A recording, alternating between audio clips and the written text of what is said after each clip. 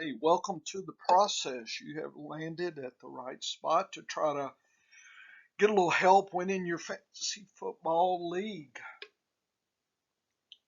My name is Dr. John Bush. Again, this is the process. We are on lesson 16. We are diving into age positional analysis a little bit. Uh, got tons of data coming your way. Let's get started, and please see the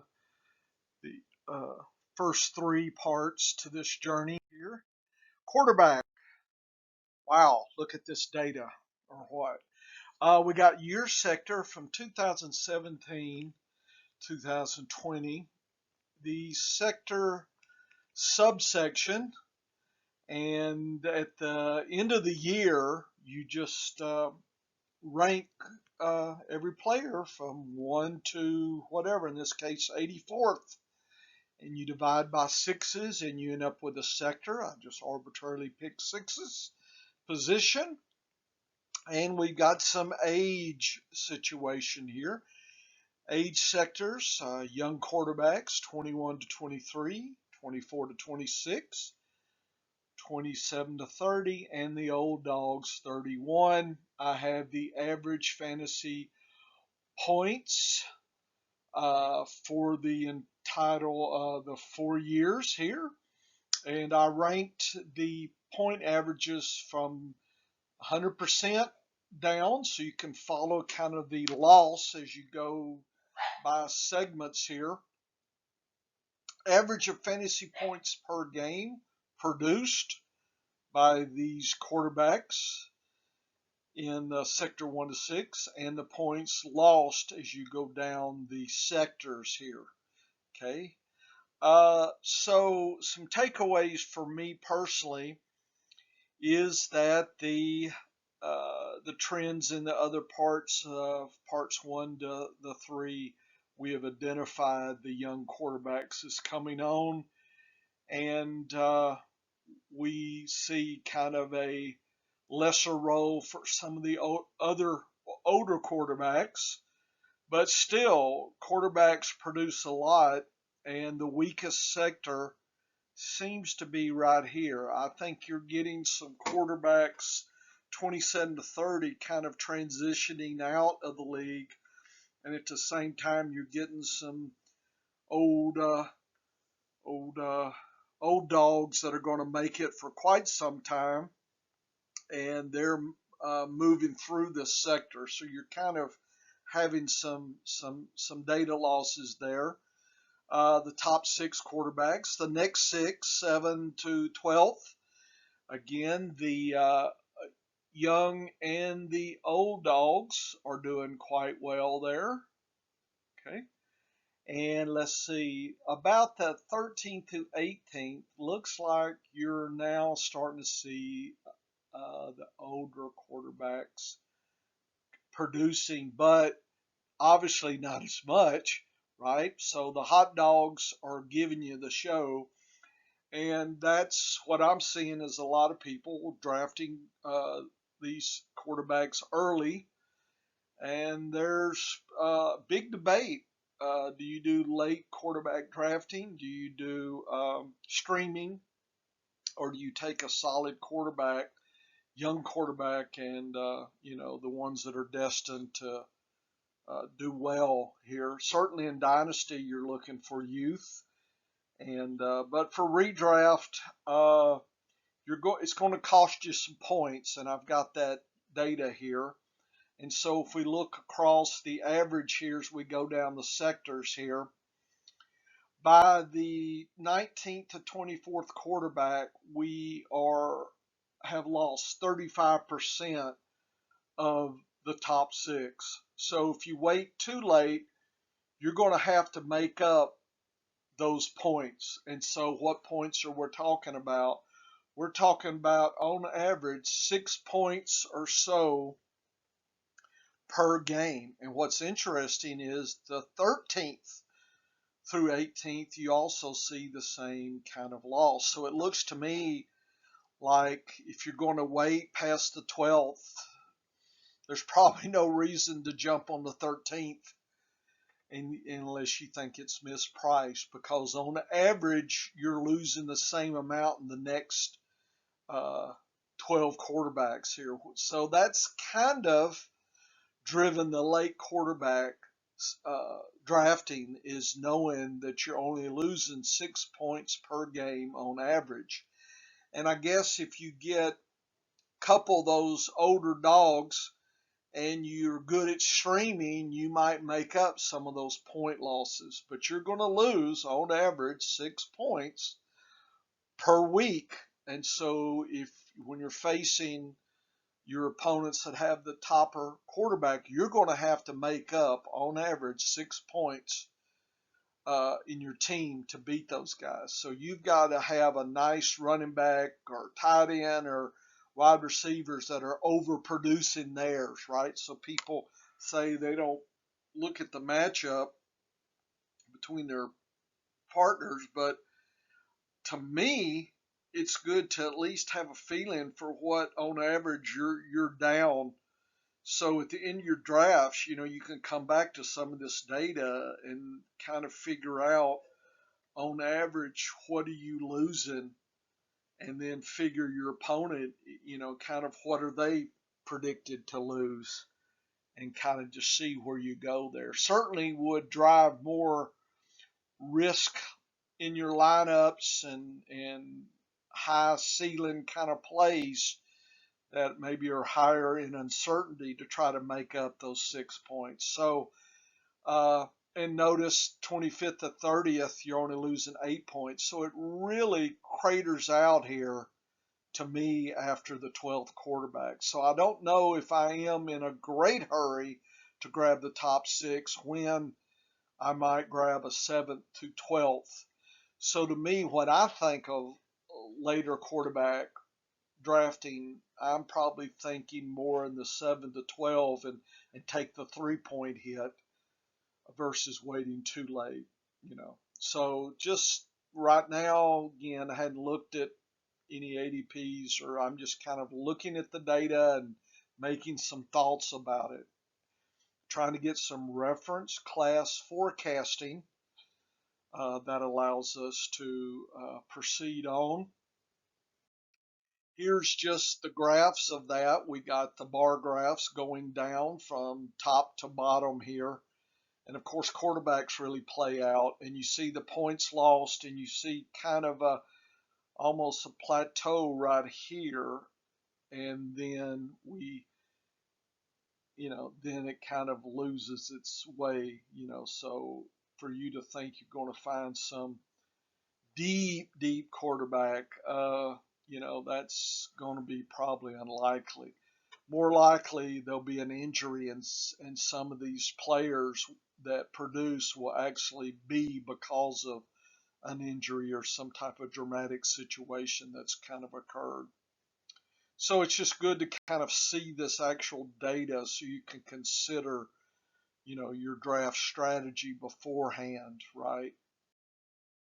And looking at the sectors versus the age, and just getting kind of patterns, I think you're seeing this drop down effect, and you're seeing the younger quarterbacks earlier in the sectors doing the best, and then that any kind of advantage disappears, and actually you see on the bottom end that they're losing out to the older dogs in orange. Notice the older dogs are the next, and they surpassed everybody.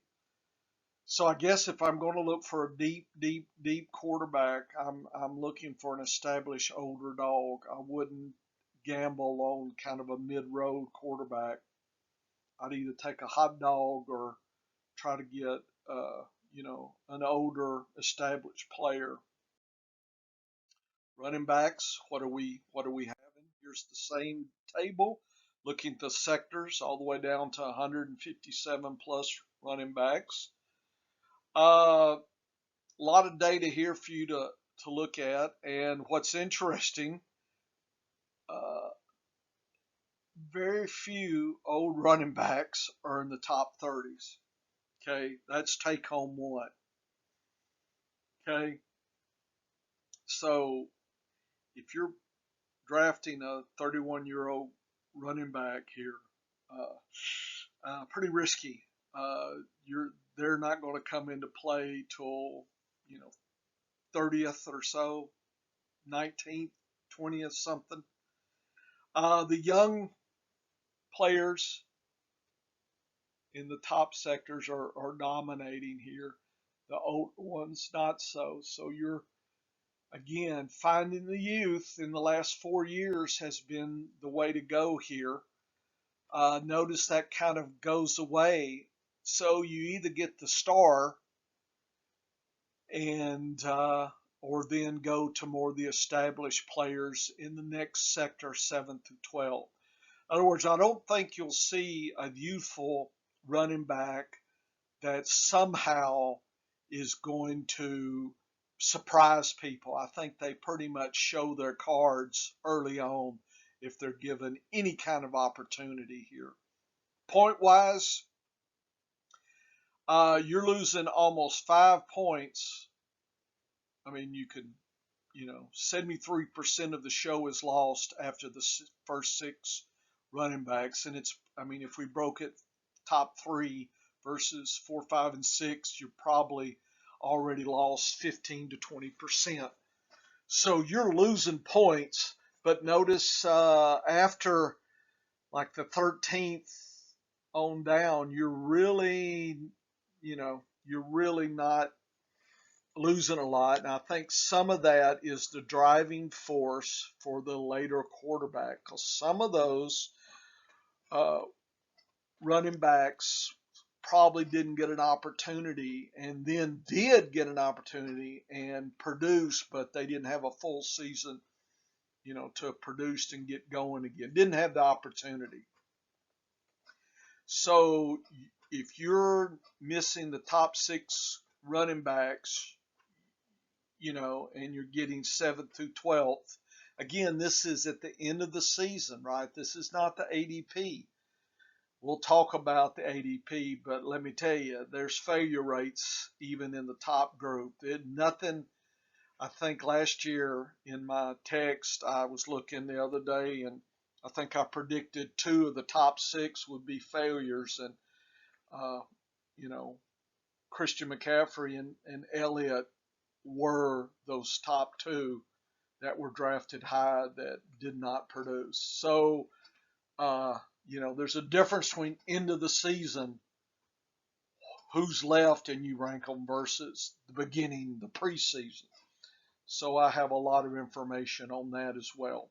But let's say you're psychic and you can know, hey, who's the 7th to the 12th? It's still going to cost you 5 points per game on average. So if you wait even to the 13th, you're only losing by 8. So even you go down to the 19th to 24th, you're losing 9. So you're that later running back. In other words, if you put together 2 running backs that are in the 13th to 24th, let's say you grab 2 of those and you grab quarterbacks or tight ends, you're having to make up 16 points per game on average. So if you produce, if they got a bad quarterback, then you may have already gotten some of that back. And if you got a good tight end, you see how that balance is. So this allows you to see the landscape and think about draft choices. Just do it on average. I know the ADP is not the same as the end of the season, but you've got to start somewhere, and you can't just ignore the metrics here and flip around a little bit like an old fish. You've got to get serious with it if you want to win. If not, please let me know what league I'll come in and be glad to take a little money here. And to me, it's all about that action, boss. And that's the greatest line ever, Marshawn. Uh, what can I say? It's all about that action. It's all about that money. Gotta have it. Here's the point loss, and if you remember the quarterback, this is not as dramatic here. And you see that, to me, a lot of these super sectors are like almost, look at here, almost three of them. So 18 running backs, you're only losing 16 points here, even at the 77th running back. So, you know, some funny stuff happening right in this range here. I think that's interesting. Probably getting some surprise running backs there. And here's the diagram again. The youthful guys in the red are doing quite well, and they're ahead of everybody until about maybe the, I don't know, 18th sector or something. The old dogs are not doing well at all early on. So again, the old dogs are not performing and probably are a stay away.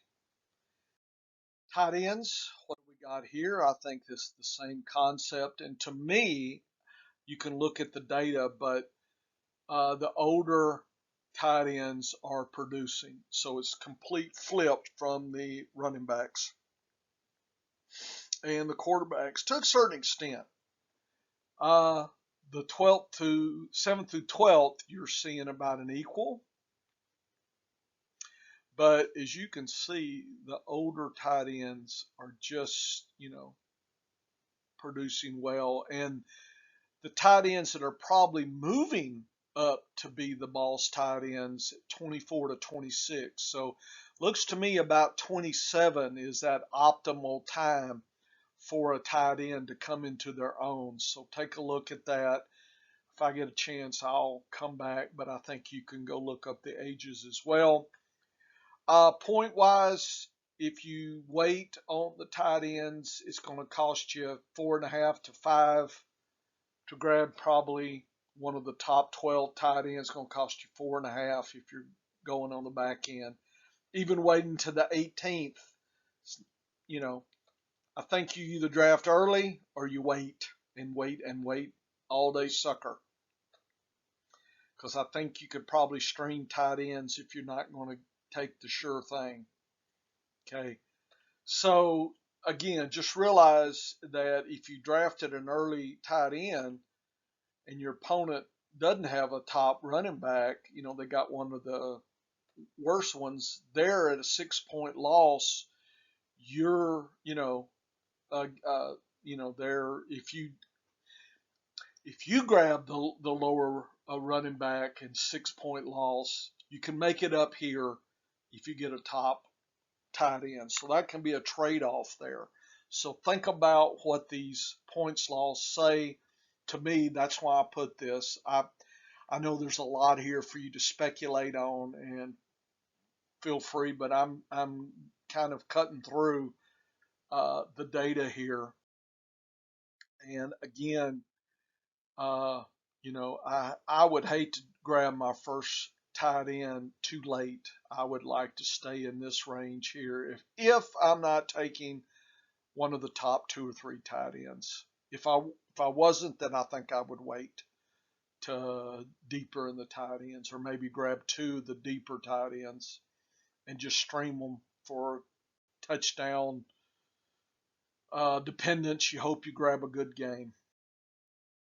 Again, the old dogs in orange and the youth tend to. Sorry, the colors flipped on me. My bad. 27 to plus 31 are right here, and they are bringing home the bacon. And they continue, and they pretty much everybody's aggregated by the 7th through 12th here, 7th through 12th right here. And then not much difference here. They're pretty packed at this point. Nothing, no big advantages there at that point. Certainly finding the seasoned tight ends is well worth your time in redraft. Wide receiver, same kind of metrics here. Looks like the mid-range wide receivers on age are doing well. Looks like youth is not quite up to par here with the next one, and then it looks like they're about the same. Notice last 4 years there hadn't been any old running back wide receivers 12 through 18. That's interesting. Okay, points lost. Look at that. You can go all the way down to the 24th running back and still only lose 5.6. So you have a lot more leeway with later wide receivers. And I think that's why uh, people have kind of thought about the ones that draft running backs early is they're trying to grab to minimize that point loss after the first 6 running backs because they know they can always wait for the wide receivers and still not cost them. And I did a lot of that early running back strategy and, just injury. I grabbed Elliott, grabbed Christian out of about 50 something teams. Probably had some failures about, I don't know, 20 of those teams. Just grab the wrong one. I mean, when you have draft one, it's kind of hard to walk away from CMC. You can't predict injuries. But anyway, I think you're going to see that the loss here is not dramatic. Like I said, even to the first 24th running back, wide receivers, it's not costing you. There's a little jump here, which is interesting. Okay. But then, a little jump there, a little jump there. So I'm just trying to tear some of this out a little bit. So even deep, you're still collecting points on some even way deep. Your 5th, 6th wide receivers are still producing points. Uh, you're losing points, but you're still getting points. And again, the youth guy and the older ones are not doing as well early as the more seasoned. So I would pick running back, wide receivers that were in the seasoning range of 24 to 30. Okay, that would be my sweet zone there for age, with everything looking. Notice that, that kind of disappears after the next 6 wide receivers, and they pretty much collect together here. Some of the older dogs are a little more dominant later in the show as well. Notice that red line, that's the 31-year-old. Okay, so to kind of break this material and focus on this, I thought I would grab all the positions and just look at the point loss bisector here. So I think if you look at quarterbacks, if you look at wide receivers, you're losing less than running backs, and by the 13th running back, you're down 8 points. Wide receivers, you're only down 5.5. Tight ends, you're gone almost 7. Quarterbacks, you're down by 6. So I think you can see the scarcity here is, the running back, the tight end in the 7th through 12th. Okay, and so that's I think that's why people are drafting early tight ends and early running backs, just because of that point differential. In the top 12 running backs, you're probably in this range if you wait too late. So you need to know that. If that's your journey on average, then you're going to have to make it up somewhere else. Okay. And a lot of people go, early tight end, early quarterback, or early wide receiver and do that zero running back concept.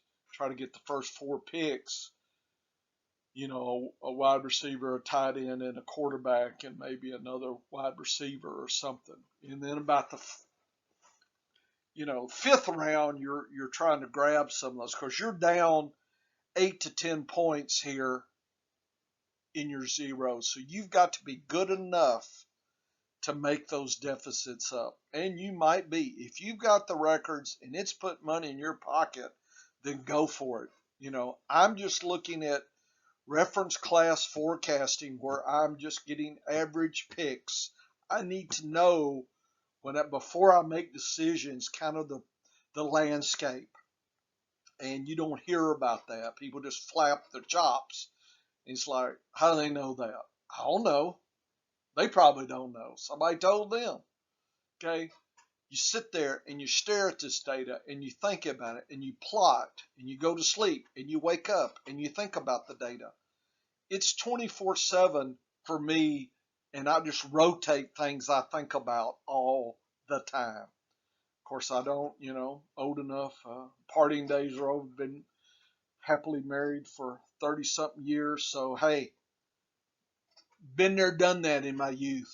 Done burn out all the candles, tasted all the grapes on the vine. It's a young folks game out there now. Y'all have fun. Me, I'm going to beat you at fantasy football. Okay, so that's what I'm doing. That's my fun. Okay, so what does this look like when you graph it?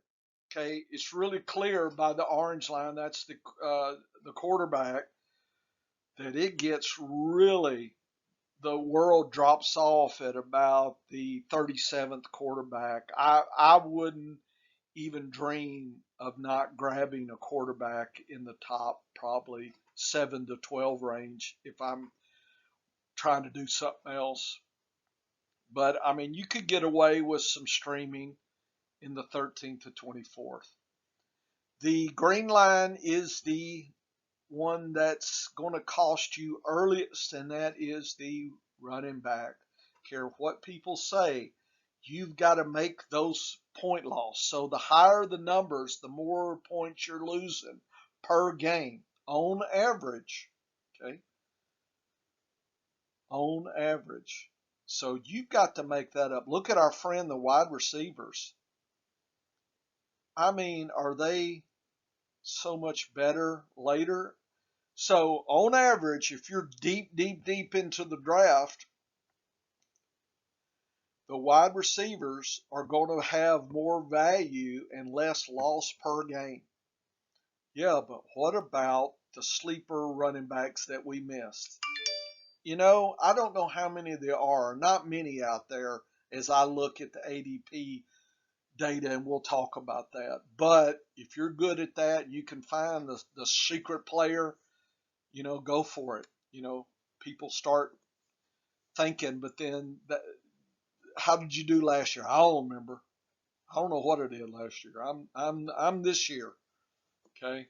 It's easy to forget those losses, right? That was last year. I'm gonna do better this year. Tight end is somewhere closer to the wide receivers, a little higher than some of the later quarterbacks here with the purple line. But notice it's even better to potentially grab that third tight end deep in the draft as well. Might be as good as the third wide receiver. So, I don't know if people consider three tight ends, but I know someplace you can only play one. But with some flex leagues, sometimes you could play two tight ends. And, if you're depends on the league structure, right? If you've got play 3 wide receivers, you know, that's your and you have no flex, then I guess you're going wide receiver. But if you got some flex in a tight end heavy league, I'm always drafting 3 to 4 tight ends with a deeper bench, right? With a deeper bench. So I just wanted us to look at the loss of the wide receivers in blue and the running back in red. Take the other positions out, and it's clear to me that uh, you know there's this steep by the 18th running back gone. It's you're pretty much downhill as far as average loss here, and you hit the plateau. With running backs, I mean, with wide receivers in the blue, you don't hit. It's not such a dramatic jump. It is after the top 6, but after that, it's really a gradual loss. Here, it's a big loss and then gradual. So people say, is the early part of your draft critical? I think everybody could say, yes, it is very critical. And this is some of the reason why. Okay, you've got to make up if you're drafting late running backs. All I got to say, go for it, do it. If you're good at it, great. Zero running. I've done zero running backs some years. Hey, I've won with it, lost with it. There is no one way, right? It's not like there. If there was one way, then everybody would just do that one way, and that would be it. It'd be just matchups and defense and strength of schedule. Okay. So another metric to bring this home is I looked at percentage of the top metrics and looked by the sectors going down, and I circled the 75th or higher sectors in blue and the 50th or higher in the purple. And I think the takeaway is you're going all the way down to the 18th before you're going to drop below 75% of the top running wide receivers. You've already lost after the top 6 running backs. You've already down at this same level, 73% actually. So one sector lower. Tight ends, same thing, even worse, 68%. Quarterbacks, more forgiving at 18. You're at 75% of top. So that's the sweet range to me. Is I like to draft there unless I'm taking the top. I rarely do, but sometimes just the way the other draft is going, that it just falls to me, usually in the second round. The 50th percentile wide receivers are your friends, all the way down to the 42nd. I think that's should be Indy, shouldn't it? Did I make a okay? 50th. Looky here. 3 levels up, another level up. Quarterbacks are more forgiving. So it looks like the least forgiving are probably the tight end, running backs, awful close, quarterbacks, and then wide receivers. So you've got a lot more slack for wide receivers than you do for the running back and tight end. And I think that's going to drive early picks from both of those. And you can't, I mean, I don't think you're going to be able in the third round to grab a top 1 or 2 quarterback. I mean, I guess best case you grab a running back first, and then you get to the turn, way back 20, was it 25th, 24th, 25th or something.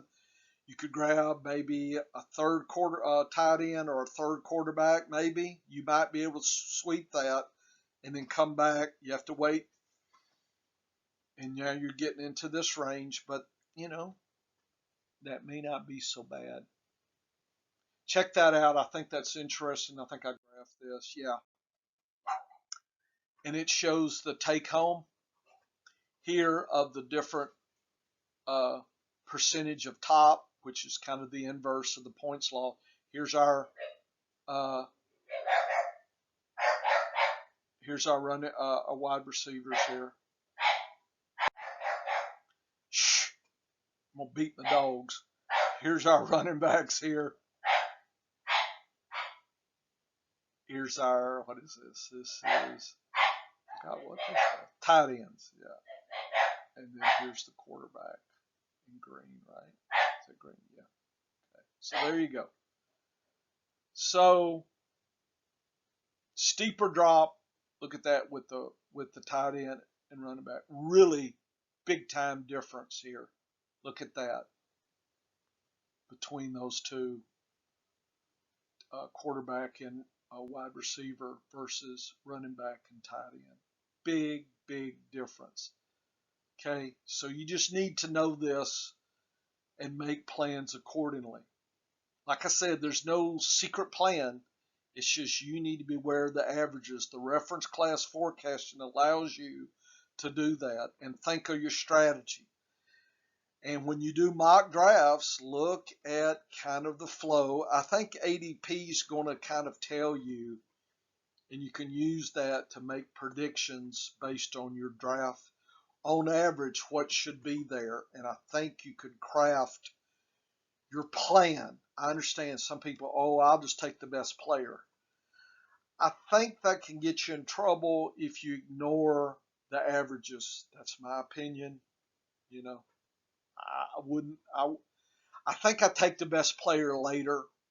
I think early I do like to. I feel like I want to use my draft capital wisely early, and then maybe get a little shaky or a little gambly later. Here's just another way to look at the percentage top wide receiver and running back, and you're clearly collecting more certainly late in the draft. And you can see after 6 running backs, look what the difference is. Big difference between the top of the wide receiver and the top of the running back. Here's even a little bit more of a gap here. Here's the gap here.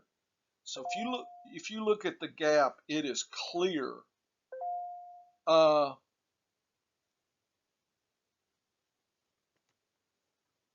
that you have to you know just live with that.